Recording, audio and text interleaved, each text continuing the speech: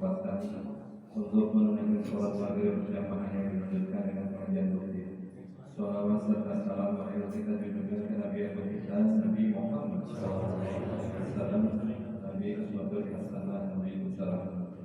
Bapak Ibu para hadirin yang dimuliakan Allah, para hadirin yang berbahagia, Bapak Ustaz Dr. Diki yang akan mengisi pengajian pada petang hari ini. Untuk mempersingkat waktu, mari kita buka pengajian ini dengan bersama-sama membaca basmalah. Selanjutnya kepada Bapak Dr. Diki dipersilakan. Terima kasih teman-teman. Bismillahirrahmanirrahim. Assalamualaikum warahmatullahi wabarakatuh. Innal hamdalillah nahmaduhu wa nasta'inuhu wa nastaghfiruh wa na'udzu billahi min shururi anfusina wa min sayyiati a'malina man yahdihillahu fala mudilla lahu wa man yudlil fala hadiya lahu. أشهد أن لا إله إلا الله وحده لا شريك له وأشهد أن محمدا عبده ورسوله لا نبي بعده. اللهم صل وسلم وبارك على نبينا محمد وعلى آله وصحبه أجمعين. قال الله تعالى في كتابه الكريم: أعوذ بالله من الشيطان الرجيم. يا أيها الذين آمنوا اتقوا الله حق تقاته ولا تموتن إلا وأنتم مسلمون. صدق الله العظيم. Ma'asyiral muslimin, ibu-ibu, bapak-bapak, saudara-saudara, adik-adik yang dirahmati oleh Allah Subhanahu wa taala. Terlebih dahulu marilah kita bersyukur kepada Allah Subhanahu wa taala yang telah memberikan kita banyak sekali kenikmatan, nikmat sehat, nikmat sempat, wabil khusus adalah nikmat iman dan nikmat Islam.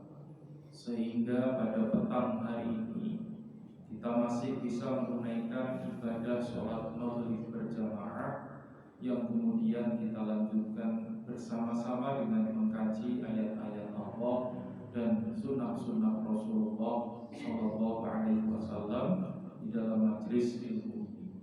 Dan semoga hadirnya kita di majelis ilmu ini akan mendatangkan kebaikan, akan mendatangkan kebarokahan untuk kita, barokah umur kita, barokah harta kita, barokah keluarga kita dan segalanya. Selanjutnya salawat dan salam semoga senantiasa tercurah limpahkan kepada junjungan kita Nabi Muhammad SAW, dan semoga kita semua diberikan kekuatan oleh Allah Subhanahu wa taala untuk bisa istiqomah di atas jalan sunnah beliau.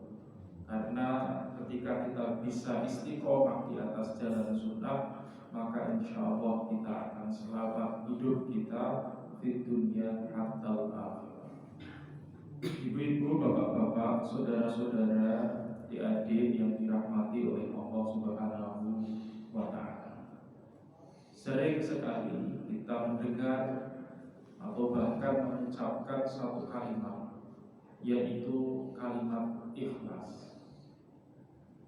Bahkan saking seringnya kita kadang tanpa sadar menasehati diri kita atau menasehati orang lain itu dengan kalimat ikhlas ini.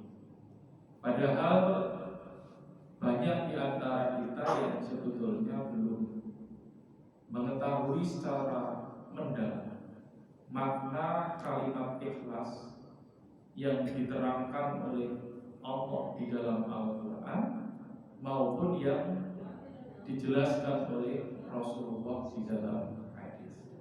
Nah, kita akan bahas itu semua Bapak Ibu sekalian, sehingga kalimat ikhlas ini tidak hanya sekedar berakhir di ujung lidah kita saja, tapi harus senantiasa ada di dalam hati kita masing-masing. Ibu bapak yang dirahmati oleh Allah Subhanahu wa taala. Jadi kalimat ikhlas ini berasal dari bahasa Arab. Ini berakar dari kata kholaso yang artinya itu adalah bersih, jernih, murni, tidak bercampur. Nah, itu makna ikhlas secara bahasa. Kalau orang Arab mengatakan ma'u kholis, itu berarti air putih. Nah, corok ini mau mantap. Air putih, ma'u kholis berarti air yang belum bercampur dengan teh, belum bercampur dengan kopi, belum bercampur dengan gula, susu. Itu ma'u kholis. Nah, kemudian setelah kata kholaso ini berubah menjadi masdar, itu artinya itu adalah membersihkan atau memurnikan. Nah, jadi ikhlas itu maknanya adalah membersihkan atau memurnikan. Nah, kalau secara istilah ibu bapak sekalian, jadi ikhlas itu adalah beramal semata-mata mengharapkan ridho dari Allah Subhanahu wa Ta'ala. Jadi kita melakukan satu perbuatan ini kita punya harapan. Harapannya itu ya hanya satu, yaitu ridho Allah Subhanahu wa Ta'ala. Itu namanya ikhlas. Nah, salah seorang ulama, Sayyid Sabiq, yang juga menulis kitab Fikih Sunnah, itu beliau mendefinisikan ikhlas itu begini, Bapak Ibu. Ayat sudal insanu biqaulihi wa amalihi wa jihadihi wajhallahi wabtigha'a mardhatihi. Ya. Jadi seseorang berkata, beramal, berjihad itu hanya mencari ridho Allah Subhanahu wa Ta'ala. Min ghairi nadharin ila maghnamin aw jahin aw labbin aw madharin aw taqaddumin aw ta'akhkharin liyar tafi'al mar'u an naqaisil a'mali wa rada'il akhlaqi wa yattasila mubasharatan billah. Jadi ketika dia berkata, beramal, berjihad, itu dia tidak mempertimbangkan harta, pangkat, status, popularitas, kemajuan, keunggulan. Supaya apa? Dia dapat memperbaiki kelemahan-kelemahan amal dan kerendahan akhlaknya, serta dapat berhubungan langsung dengan Allah Subhanahu wa Ta'ala. Ini makna ikhlas itu sekalian. Jadi ketika berkata, ketika beramal, ketika berjihad, itu semata-mata mencari ridho Allah. Dia tidak peduli dengan yang namanya harta, pangkat, status, popularitas maupun yang lain-lainnya. Ini definisi yang sangat, menurut saya sangat-sangat. Nah, dalam bahasa populernya, dalam bahasa yang terkenal ini Bapak Ibu sekalian, ikhlas itu adalah berbuat tanpa pamrih. Berbuat tanpa pamrih, hanya semata-mata mengharapkan ridho dari Allah Subhanahu wa Ta'ala. Nah, kemudian dari pengertian seperti itu muncullah pertanyaan. Apakah ketika mengerjakan sesuatu dengan imbalan tertentu, misalnya harta, pangkat, status, dan lain-lain, itu berarti tidak ikhlas? Nah, ini kan pertanyaan. Ya. Nah, untuk bisa menjawabnya Bapak Ibu sekalian, maka kita harus tahu para ulama itu menentukan ikhlas atau tidaknya seseorang di dalam melakukan satu amal itu didasarkan pada 3 unsur, Bapak Ibu. Apa saja itu? Yang pertama adalah ikhlasun niat, yaitu niat yang ikhlas. Jadi kita harus apa? Ketika mau ikhlas dalam melakukan satu amal, maka yang pertama kali itu adalah ikhlasun, niat yang ikhlas. Nah, ini kalau dalam Islam, ini faktor niat ini sangat penting Bapak Ibu sekalian. Jadi apa saja yang dilakukan oleh seorang muslim ini haruslah berdasarkan niat mencari ridho Allah Subhanahu wa ta'ala. Atau kalau dalam bahasa Al-Quran itu lillahi rabbil alamin. Jadi apa wae sing dilakoni kabeh kudu niat mencari ridho Allah atau lillahi rabbil alamin. Bukan berdasarkan motivasi, bukan berdasarkan tujuan yang lainnya. Nah, ini ada satu kisah. Ada seorang laki-laki yang hijrah ke Madinah. Ini bukan karena mencari ridho Allah, tapi karena apa? Karena ingin menikahi seorang wanita pujaan hatinya yang bernama Ummu Qais. Nah, jadi pada awalnya laki-laki ini itu dia sudah memutuskan untuk tidak akan ikut hijrah bersama Rasulullah. Namun karena Ummu Qais, wanita pujaan hatinya ini sudah mantap untuk ikut hijrah bersama Rasulullah, dan dia mengajukan syarat dia baru bisa dinikahi kalau sudah berada di Madinah nanti, maka kemudian laki-laki tadi akhirnya memutuskan untuk hijrah bersama rombongan umat Islam. Nah, kemudian para sahabat tahu. Karena apa? Ya, dia sudah memutuskan tidak hijrah kok. Ketika Ummu Qais, wanita pujaan hatinya itu memiliki syarat seperti itu, maka kemudian dia ikut hijrah. Hal ini ditanyakan oleh sahabat-sahabat yang lain kepada Rasulullah.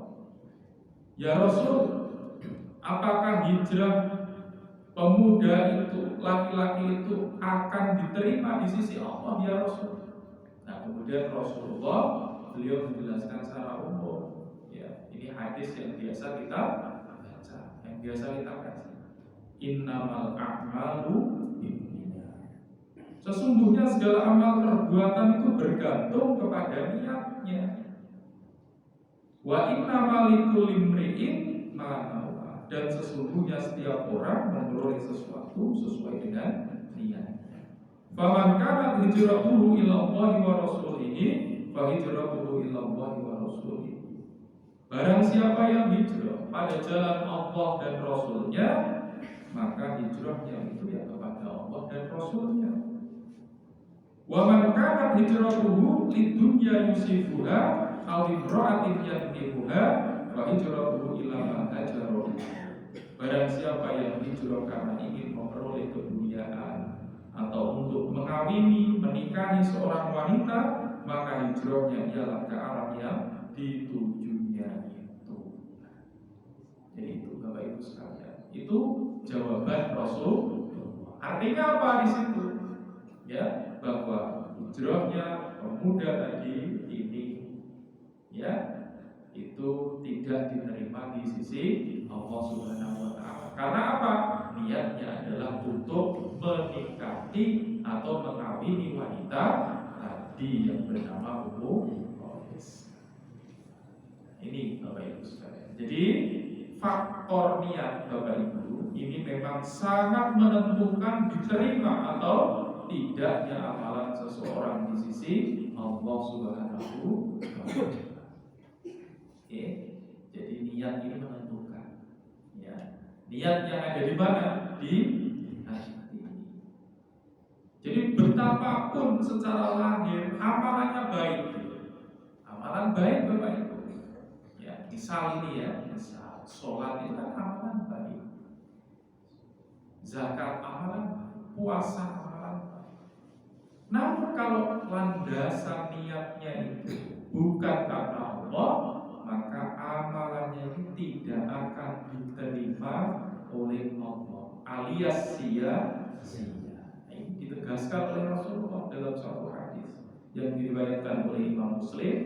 Innallaha la yanzuru ila ajsamikum. Sesungguhnya Allah itu tidak memandang bentuk tubuhmu, wala ila suwarikum, dan juga bentuk rupamu, walakin yanzuru ila qulubikum. Tapi Allah ini memandang hatimu. Artinya apa?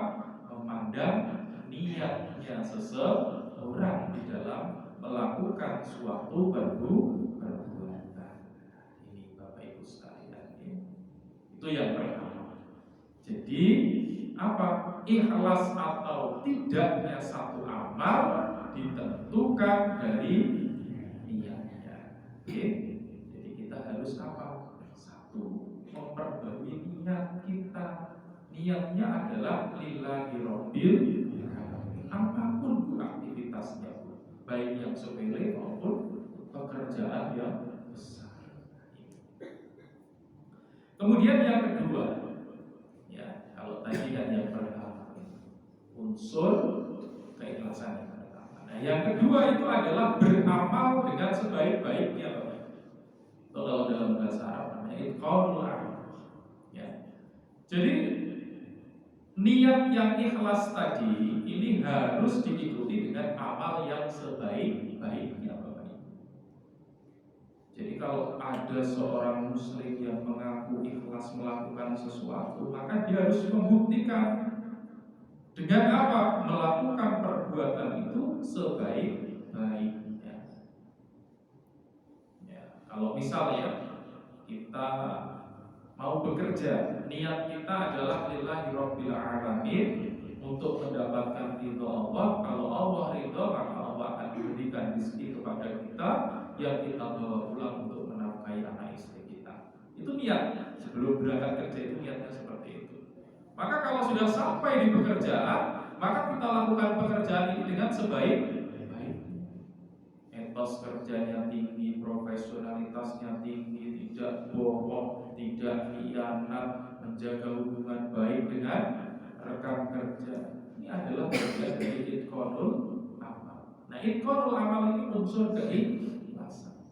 Jadi kalau ada orang misalnya mengaku saya bekerja niatnya ikhlas, tapi pekerjaannya tidak dilakukan dengan sungguh-sungguh, dia sering bohong, dia sering khianat, dia tidak bisa menjaga hubungan baik dengan rekan kerjanya, maka dia belum bisa dikatakan sebagai orang yang ikhlas di dalam bekerja. Jadi ikhlas ini nanti akan segaris lurus dengan yang namanya itqanul amal tadi, pekerjaan yang sebaik-baik. Makanya Bapak Ibu sekalian, ya. Jadi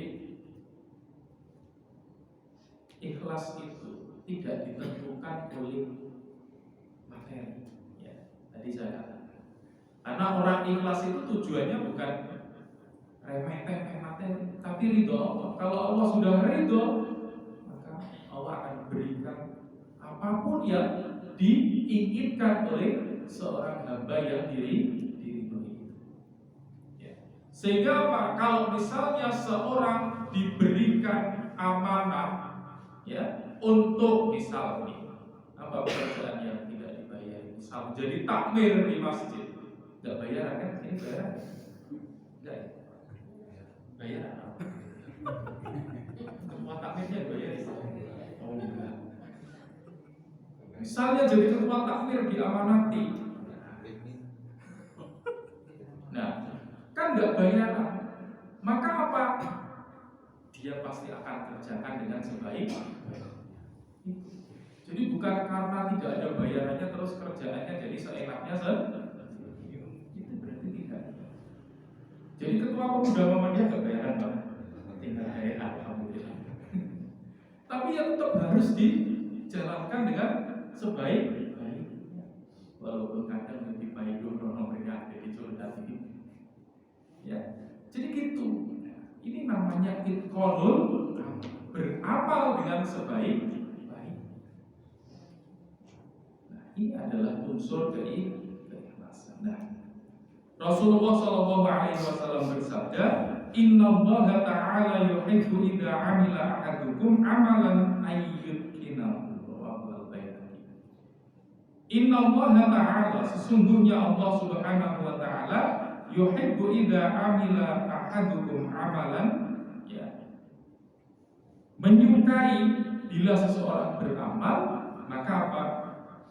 Ayyutkinahu, dia melakukan amalan itu dengan sebaik-baiknya. Nah, ini Bapak Ibu sekalian, ya. Jadi unsur keikhlasan yang kedua itu adalah iqamul amal, melakukan pekerjaan dengan sebaik-baiknya. Itu. Kemudian yang ketiga itu adalah memanfaatkan hasil dari pekerjaannya itu dengan tepat. Atau dalam istilah Arabnya itu adalah jaudah al-adab. Ya, jadi ini unsur ketiga. Misalnya kita sudah bekerja ini, niatnya ikhlas lillahi rabbil alamin, kemudian kita bekerja dengan etos kerja yang baik, profesionalitas yang tinggi, kemudian akhlak yang baik, kemudian tidak mengambil sedikit pun yang haram, maka ketika kita mendapatkan hasil dari pekerjaan kita, maka kita harus menyisihkan sebagiannya itu untuk kita infakkan di jalan Allah Subhanahu wa Ta'ala. Itu orang ikhlas. Jadi kalau orang mengatakan saya ikhlas, niatnya ya bagus, kayaknya ikhlas, dia kerja profesionalitas, tapi ketika dapat hasil, dia enggak menyisihkan hasilnya itu untuk berinfak fisabilillah, maka dia tidak memenuhi unsur keikhlasan. Karena yang ketiga ini tidak dilakukan, yaitu jaudah al-ada, memanfaatkan hasilnya ini di jalan Allah Subhanahu wa Ta'ala. Ini Bapak Ibu sekalian. Jadi jelas ikhlas atau tidaknya seseorang beramal itu tidak ditentukan oleh ada atau tidak adanya imbalan materi yang dia dapat, tapi ditentukan oleh apa tadi? Niat, kemudian kualitas amal, dan yang ketiga adalah pemanfaatan hasil. Ya. Jadi atau dengan kata lain, tidak setiap yang gratis itu otomatis ikhlas, dan tidak pula setiap yang dibayar itu tidak ikhlas. Karena ikhlas itu penentunya itu adalah tiga tersebut. Ya, baik. Nah, kalau niatnya Bismillahirrahmanirrahim, maka Nah, itu bagian dari Bismillahirrahmanirrahim.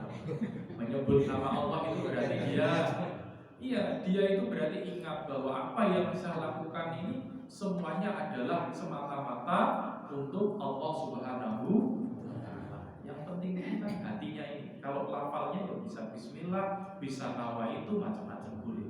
Karena pelafalan itu untuk membantu mengkondisikan hati. Tapi hakikat niat yang sebenarnya itu adalah yang ada di hatinya itu.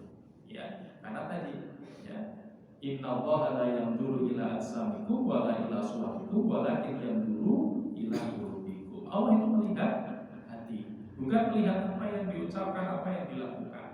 Ya, apa yang dilakukan, apa yang diucapkan itu ada menipu. Hatinya tidak seperti itu, hanya omongannya yang manis atau perbuatannya yang kemudian ditutup-tutupi. Nah, itu.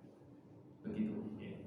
Nah, ibu bapak yang dirahmati oleh Allah Subhanahu wa Ta'ala. Jadi sekali lagi, luruskan niat ketika kita mau melakukan satu amal. Kita mau sholat, luruskan niat kita. Ini saya mau beribadah kepada Allah, menyembah Allah, berdoa kepada Allah Subhanahu wa Ta'ala. Mau berzakat, luruskan niat kita. Ini saya berzakat, itu dibicarakan dalam hati, komunikasi dengan hati kita masing-masing. Ini saya mau berzakat karena saya sadar bahwa apa?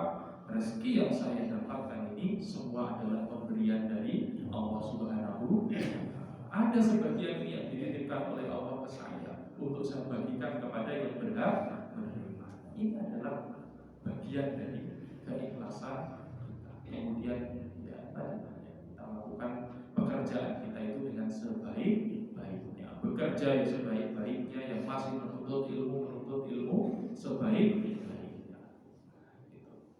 Bapak Ibu yang dirahmati oleh Allah Subhanahu wa taala. Selanjutnya kita akan membahas tentang keutamaan ikhlas. Jadi setelah tadi paham tentang makna ikhlas itu, sekarang kita bahas keutamaannya. Nah, Allah Subhanahu wa taala memerintahkan kepada kita semua Bapak Ibu untuk apa? Beribadah kepada Allah dengan penuh keikhlasan dan beramal semata-mata mengharapkan ridho Allah Subhanahu wa taala. Nah, Allah berfirman dalam Quran surah Al-Bayyinah ayat 5. Ini yang sudah sering sekali kita baca, kita dengar ya. A'udzu billahi minasyaitonir rajim. Wa ma umiru illa liya'budullaha mukhlishina lahuddin hunafa ila akhirih. Padahal mereka itu tidak disuruh kecuali apa? Supaya beribadah kepada Allah dengan mengikhlaskan ketaatan kepadanya dalam melakukan agama yang lurus. Nah, jadi kita semua ini, manusia ini disuruh oleh Allah untuk apa? Beribadah dengan ikhlas kepada Allah Subhanahu wa taala. Jadi hidup kita ini harus kita isi dengan ibadah. Dari satu ibadah ke ibadah yang lain. Dan kita disuruh untuk meluruskan niat kita semata-mata untuk mengharapkan ridho Allah Subhanahu wa taala. Nah, dalam Quran surah Al-An'am ayat 162 ini dijelaskan lebih rinci lagi oleh Allah. Qul, katakanlah, inna sholati wa nusuki wa mahyaya wa mamati lillahi rabbil alamin. Inna sholati, sesungguhnya sholatku ya, wa nusuki ibadahku, wa mahyaya hidupku, wa mamati dan matiku lillahi rabbil alamin, hanyalah untuk Allah Tuhan semesta. Bapak Ibu sekalian, sholat untuk Allah, ibadah yang lain, zakat, puasa, haji, ya, kemudian berbuat baik kepada manusia yang lain, kepada tumbuhan, kepada hewan, semua itu harus kita niati apa? Lillahi rabbil alamin. Bahkan di sini wa mahyaya, hidupku, hidup itu lebih luas lagi. Bahkan apa? Tarikan nafas kita bagian dari kehidupan kita semata-mata untuk Allah Subhanahu wa taala. Sehingga apa? Ketika mati, maka matinya ini diridhoi oleh Allah ya. Nah, ini Bapak Ibu sekalian. Ibu bapak, saudara yang dirahmati oleh Allah. Jadi hanya dengan keikhlasanlah sebuah amal ibadah itu akan diterima oleh Allah Subhanahu wa taala. Ini. Jadi kita Bapak Ibu sekalian melakukan satu amalan ya. Sebanyak apapun amal kita, kalau niatnya itu tidak ikhlas lillahi rabbil alamin, maka tidak akan diterima amal ibadah kita tersebut. Makanya Rasulullah itu mengucapkan selamat ini kepada orang-orang yang bisa ikhlas dengan ungkapan tuba lil mukhlisina alladzina idza khadaru lam yu'rafu wa idza ghadu lam yuftaqadu ulaika hum masabihul huda tanjali anhum kullu fitnatin dhallah. Rasulullah mengucapkan, selamat ya kamu orang yang benar-benar bisa ikhlas. Nah, apa ciri orang yang ikhlas itu? Orang-orang yang bila hadir tidak mengharapkan dikenal oleh orang lain. Bila tidak hadir juga tidak mengharapkan untuk dicari-cari oleh orang lain. Mereka pelita hidayah, mereka selalu selamat dari fitnah kegelapan. Jadi orang ikhlas itu ini ciri yang ada di dalam hadis ini adalah orang yang dia itu apa ya istilahnya itu tidak dikenal. Iya, apa tidak ingin ya, tidak ingin dikenal, tidak ingin dipuja-puja oleh orang lain. Perkara kemudian dikenal, perkara dipuja dan dipuji itu urusan lain, tapi dirinya itu tidak ingin seperti itu. Nah, Ini orang yang apa? Orang yang diucapkan selamat oleh Rasulullah. Nah, ini Bapak Ibu sekalian. Kemudian Bapak Ibu, ini masih keutamaan ikhlas ini. Jadi seorang mukhlis, orang yang ikhlas itu tidak akan pernah sombong kalau berhasil. Ya, jadi kalau dia melakukan satu pekerjaan dia berhasil, tidak sombong. Begitupun kalau dia gagal maka tidak putus asa. Ini orang yang ikhlas itu seperti itu. Tidak sombong ketika berhasil, tidak putus asa kalau gagal. Ya. Kemudian tidak lupa diri menerima pujian dan tidak mundur dengan cacian. Ya. Jadi ono wong nak sing dialem iki abur ya. Oke. Kalau dicaci dia putus asa. Jengkel, marah, mutung, ini yang paling sering sekali kita temui ya. Jadi nak dialem rojone semangat, dong dikritik, mutung. Lalu, ini berarti apa? Tidak ada rasa ikhlas. Karena orang ikhlas itu dia biasa saja, ya, biasa saja. Dipuji ya biasa, dicaci ya biasa. Wong saya itu bekerja bukan untuk kamu, saya itu bekerja semata-mata mengharapkan ridho dari Allah Subhanahu wa Ta'ala. Jika dipuji dia ucap alhamdulillah, ini karena rahmat Allah. Kalau dicaci ucap terima kasih, berarti masih ada perhatian dan masih punya kesempatan untuk memperbaiki pekerjaan. Itu orang ikhlas Bapak Ibu sekalian. Jadi santai saja orangnya. Nah, Bapak Ibu yang dirahmati oleh Allah, ada satu kisah ya, Khalid bin Walid. Ini sudah terkenal sekali. Ya, panglima perang ya Pak ya. Panglima perang pada zaman Rasulullah, ya, pada zaman Abu Bakar. Ini selalu menang, nggak pernah kalah. Jadi jenderalnya umat Islam. Tapi begitu pemerintahan berganti, ya, di tangan Umar, maka Umar khawatir Khalid bin Walid ini akan dikultuskan oleh umat Islam. Karena menjadi pemimpin yang tidak pernah dalam peperangan, jenderal yang tidak pernah kalah. Nah, kemudian kan Umar untuk apa? Menghindari pengkultusan terhadap Khalid bin Walid, itu kemudian Khalid bin Walid itu diturunkan dari jabatan. Dia kemudian jadi prajurit biasa. Jadi biasanya jadi jenderal kan identik kalau dihormati ya. Moro-moro dari prajurit biasa Pak, jadi kopral, mau jenderal jadi kopral. Tapi apa kata Khalid? Beliau berkata, saya itu berperang bukan karena Umar, tapi karena Allah. Gitu. Gentle kan Pak? Saya itu berperang itu bukan karena Umar, saya itu berperang karena Allah Subhanahu. Bagi Khalid itu tidak ada bedanya berperang sebagai jenderal ataupun berperang sebagai kopral. Masing-masing berjuang sesuai dengan fungsinya dan sama-sama mengharapkan ridho Allah Subhanahu wa Ta'ala. Jadi begitu Pak. Jadi ketua ya harus dilaksanakan tugasnya dengan sebaik-baiknya. Jadi anggota ya juga harus dilaksanakan tugasnya dengan sebaik-baiknya.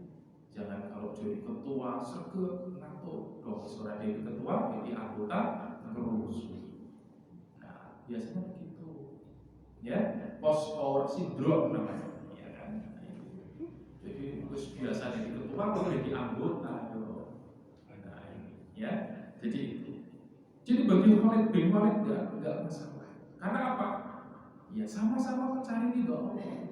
Ya jenderal yang mencari ridho Allah, kopral yang mencari ridho Allah. Tinggal bekerja dengan sebaik-baiknya sesuai dengan fungsinya. Kemudian keutamaan ikhlas yang berikutnya bahwa seorang mukhlis, seorang yang ikhlas itu akan selalu bersemangat Bapak Ibu dalam beramal. Ya, kalau yang pertama tadi itu tidak sombong kalau dipuji dan tidak putus asa kalau dicaci, kemudian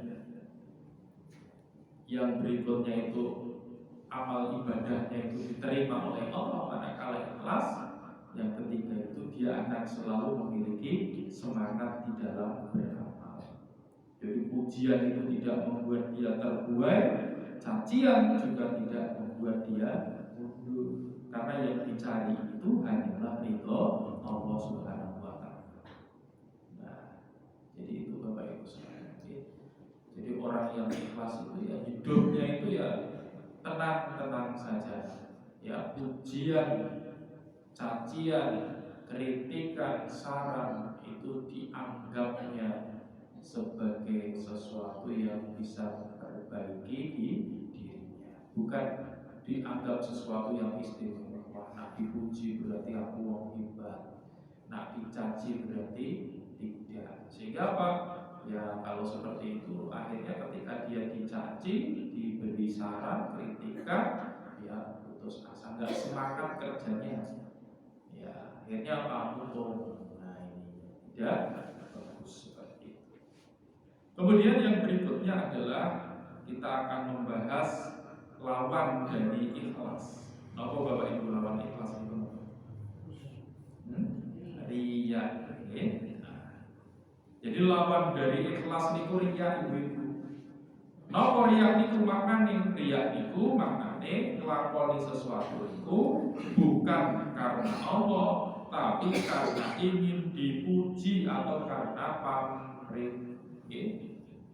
Jadi melakukan sesuatu karena apa? Ingin dipuji oleh orang lain. Jadi pada asalnya seseorang yang riya itu adalah orang yang ingin memperlihatkan kepada orang lain kebaikan yang dilakukan.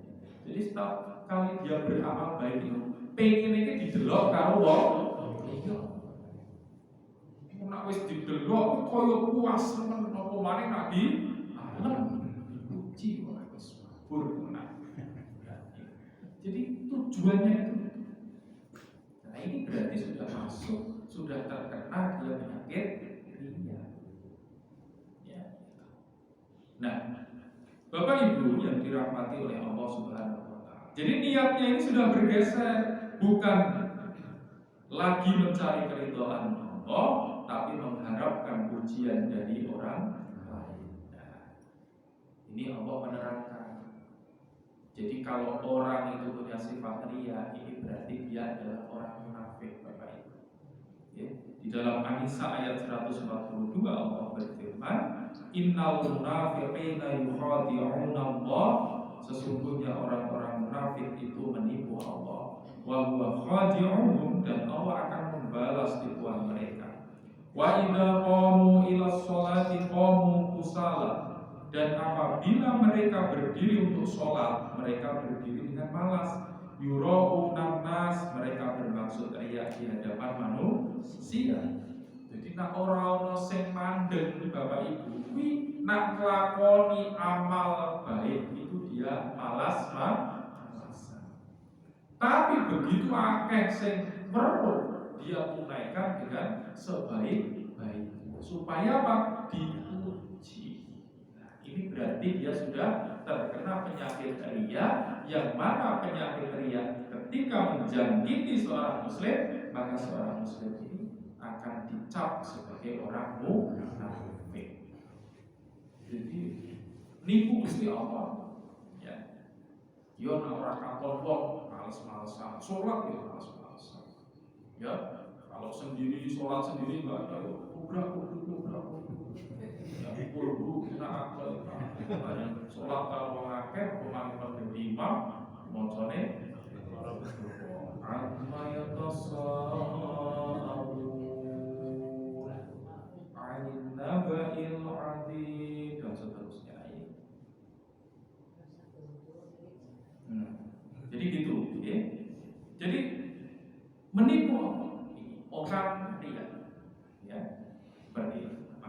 ini harus kita luruskan niat kita, luruskan hati kita. Setiap amal kebaikan yang kita tunaikan ini harus senantiasa mengharapkan ridho Allah Subhanahu wa Ta'ala.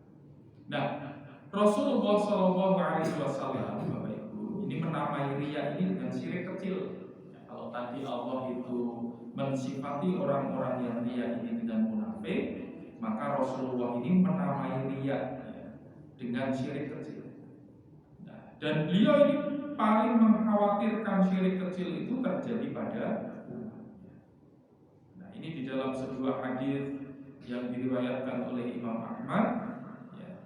Inna akhwafa ma akhafu alaikum syirkul asghar. Sesungguhnya sesuatu yang paling aku takutkan terjadi pada kalian adalah syirik kecil, kata Rasulullah.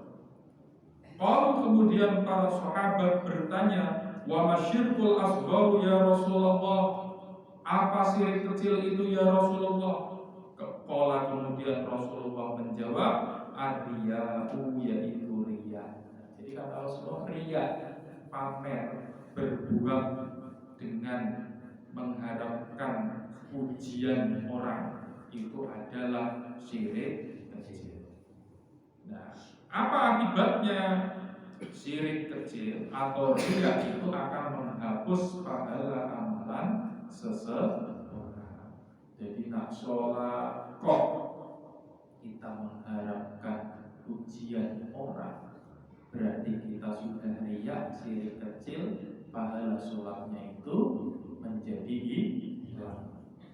Ya, zakat, puasa, berbuat baik kepada orang lain kok disertai dengan riya, maka kebaikan kita ini tidak dibalas pahala oleh Allah. Hilang itu pahalanya. Dalam sebuah hadis, ini hadisnya panjang, Rasulullah menggambarkan bahwa di akhirat nanti Bapak Ibu, itu ada beberapa orang itu yang dicap oleh Allah itu sebagai pendusta. Ada yang mengaku berperang di jalan Allah, berjihad itu hingga mati syahid, padahal apa? Dia berperang hanya karena ingin dikenal sebagai seseorang yang pemberani. Kemudian ada yang mengaku mempelajari ilmu pengetahuan, mengajarkannya dan membaca Al-Quran karena Allah, padahal dia hanya ingin dikenal sebagai orang yang alim. Ya, banyak belajar, baca buku dan sebagainya. Tapi niatnya bukan untuk mendekat kepada Allah, tapi supaya apa? Orang-orang pada menganggap bahwa kamu pintar kayak beres kayak Jos. Nah, dia berharap pujian seperti itu. Maka ini nanti di akhirat dia akan apa? Menyesal. Karena Allah tahu dan Allah tidak menghitung pahala-pahala kebaikannya itu alias dihapus oleh Allah. Kemudian ada yang mengaku mendermakan hartanya untuk mencari ridha Allah, padahal dia hanya ingin disebut sebagai seorang yang dermawan. Nah, amalan semua orang itu ditolak oleh Allah, kata Rasulullah. Ditolak itu betul sama Allah. Dan kemudian apa? Mereka ini dimasukkan ke dalam neraka. Bapak Ibu sekalian, kerugian yang amat sangat yang dialami oleh orang-orang Muslim yang mencampur adukkan amalan kebaikannya dengan riya. Jangan sampai berbagus. Nah, dalam sebuah hadis qudsi Allah berfirman, hadis qudsi tahu ya? Hadis qudsi itu berarti apa?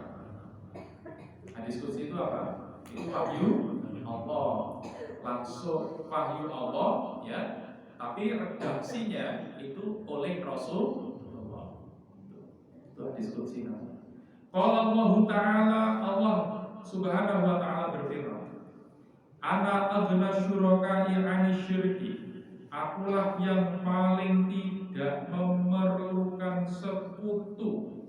Man 'amila 'amalan asyraka fihi ma'i ghairi, barang siapa yang melakukan amalan yang menyekutukan aku dengan yang lain, taraktuhu wa syarakahu, maka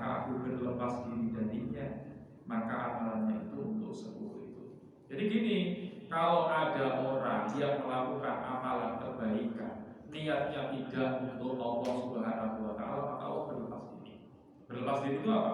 Allah tidak akan memberikan pahala. Ya, Allah tidak akan memberikan pahala. Karena apa? Menganggap bahwa dia nggak butuh Allah. Dia butuh sama sekutunya tersebut. Siapa sekutunya? Atasannya, ya, mertuanya, tetangganya, ya, temannya. Karena apa? Niatnya itu bukan semata-mata karena Allah Subhanahu wa Ta'ala. Nah, dalam surat Al-Baqarah ayat 264 dan 265 itu di situ diterangkan Bapak Ibu sekalian. Jadi membandingkan amalan karena riya dan amalan yang ikhlas mencari ridha Allah itu semata-mata itu dengan dua buah perumpamaan. Jadi ayat 264-nya ini amalan amalan yang karena riya, ayat 265-nya ini amalan yang ikhlas mencari ridha Allah. Nah, yang pertama, amalan yang bercampur dengan riya ini diibaratkan begini. Jadi amalan soleh seseorang itu diumpamakan dengan tanah yang diletakkan kepada sebuah batu licin. Jadi orang waktu gitu. Nah, teng sawah kalau riyen dolanane seneng teng sawah. Pas cilik itu dilapisi ndut niku. Waktune niku dilumuri kali ndut-ndut niku apa? Tanah sawah gitu. Sampai hitam itu enggak kelihatan. Kemudian datang hujan. Ya, hujan deras. Nah, hujannya ini kemudian apa? Jadi dotnya ini kemudian hilang. Ya, karena apa? Hujan. Nah, itulah Bapak Ibu sekalian perumpamaan yang diberikan oleh Allah. Jadi sedikit demi sedikit tanah itu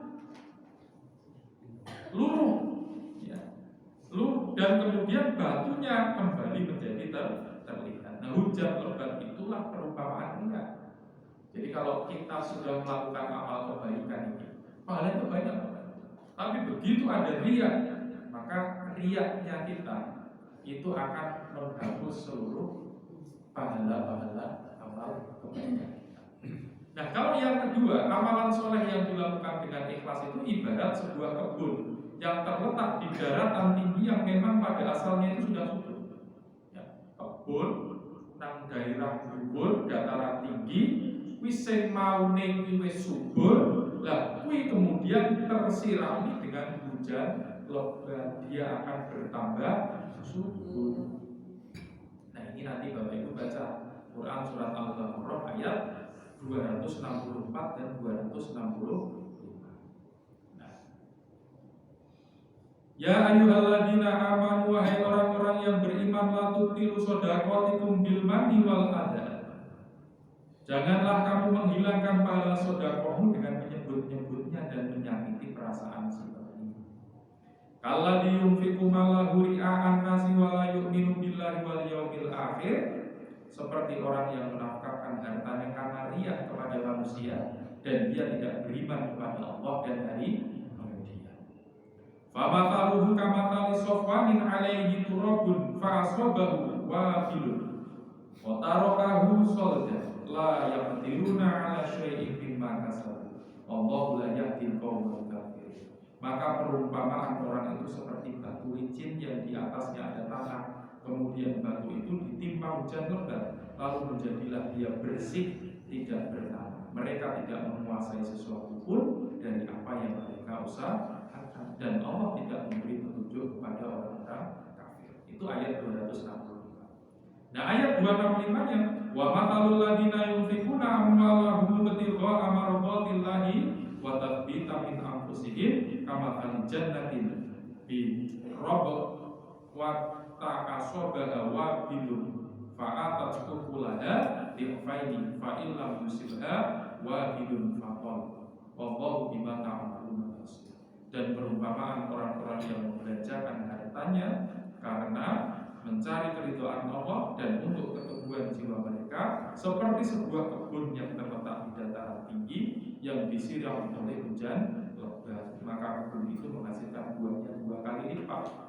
Jika hujan lebat tidak menyiraminya, maka hujan gerimis pun memadai, dan Allah akan melihat apa yang kamu berbuat. Ini diumpamakan oleh Allah seperti itu.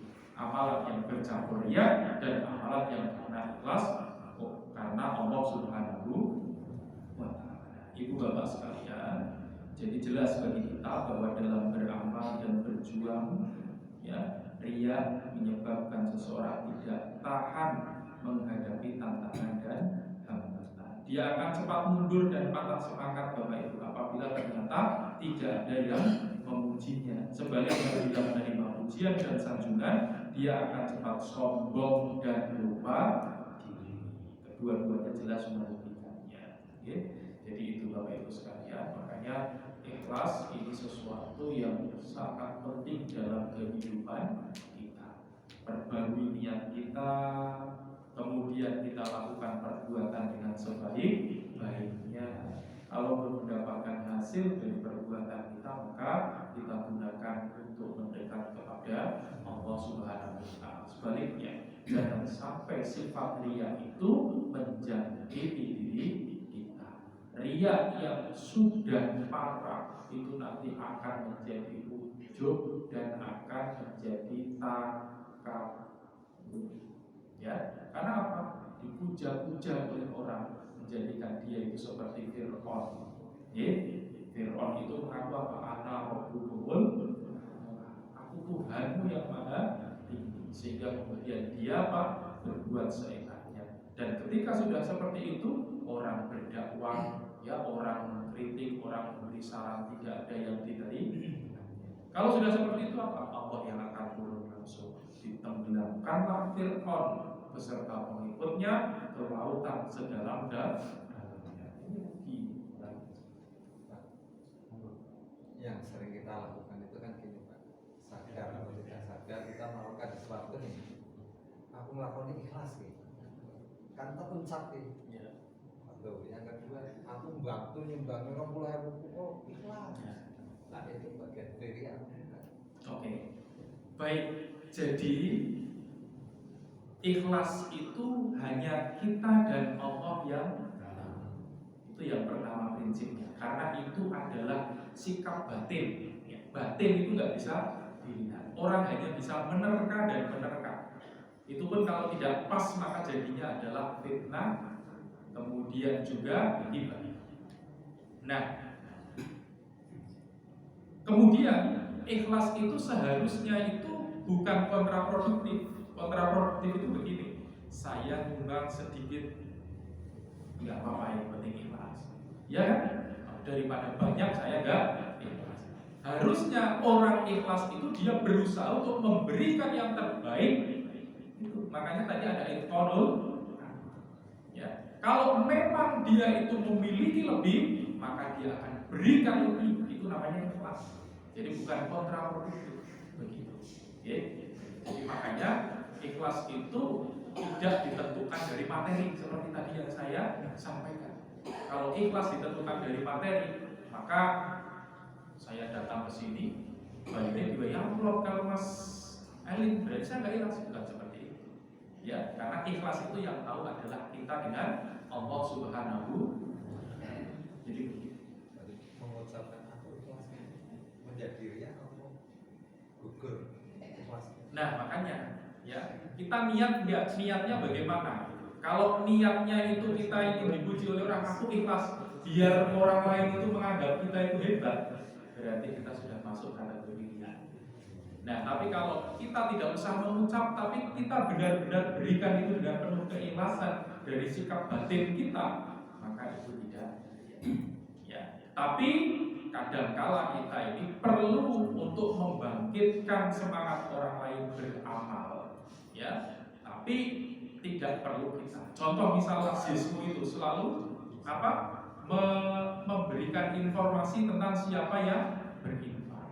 Nah, ditulis seperti itu tidak apa-apa karena dengan maksud untuk transparansi dan menambah semangat. Tapi itu kan rasismenya. Nah, kita yang berinfak ya tahan diri. Ini ujian. Jangan sampai apa? Saya menjadi riya. Kan begitu. Nah, jadi sekali lagi ikhlas dan riya itu sifat batin yang tahu hanyalah dirinya dengan Allah. Makanya ini latihannya pribadi Bapak Ibu. Ya, taholi kosongkan sikap tidak baik, tahali isi dengan yang baik. Itu dalam ilmu tasawuf begitu. Oke. Saya kira ini nggih Pak Irfan. nanti kita teruskan. Ini di buku Kuliatul Akhlak ini masih banyak sifat-sifat. Tapi saya ingin berubah ke akidah nanti. Ya akidah dalam yang baik-baik, yang bagus-bagus, nanti saya punya materi banyak. Ini akhlak karena sudah saya ajarkan di sana di perumahan, di masjid perumahan. Tapi ini beda, kalau ini saya enggak. Ini kalau saya ngacak, kalau di sana saya urutkan akhlak terhadap Allah, akhlak terhadap ini nanti seperti itu. Saya kira itu. Terima kasih. Assalamualaikum warahmatullahi wabarakatuh. Disampaikan terima kasih